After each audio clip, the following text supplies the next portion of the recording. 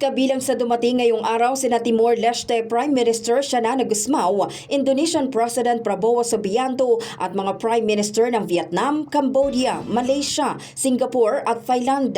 Ang pagdating ng mga leader ay hudyat ng mas formal na bahagi ng summit na gaganapin bukas araw ng Biyernes. Habang dumarating ang mga head of state, umarangkada rin ang mga ministerial meetings gaya ng ASEAN Foreign Ministers Meeting at ASEAN Economic Community Council Meeting. Dito tinalakay ang pagpapatatag sa kolektibong boses ng rehiyon sa gitna ng mga pandaigdigang hamon, partikular ang nagaganap na gyera sa Middle East. Sa sidelines ng summit, naging produktibo ang bilateral meeting ni Pangulong Ferdinand Marcos Jr. at ng bagong Vietnamese Prime Minister na si Lee Min-hong.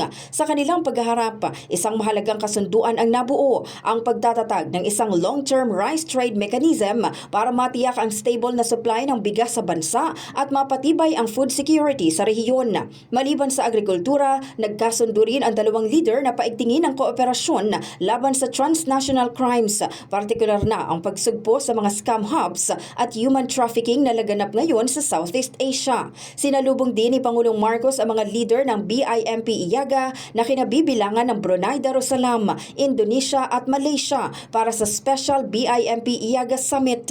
Sa kanyang opening statement, muling pinagtibay ng Pangulo ang pangako ng apat na bansa para sa mas matibay na kooperasyon at inclusive growth sa sub-region sa ilalim ng BIMP-IAGA Vision 2035. Today's discussions highlight key milestone programs and projects that are already making a big difference in our communities, creating livelihoods, strengthening connectivity, and expanding opportunities, especially in the sub-region's growth areas. Let this summit renew our resolve to translate vision into action and plans into lasting impact.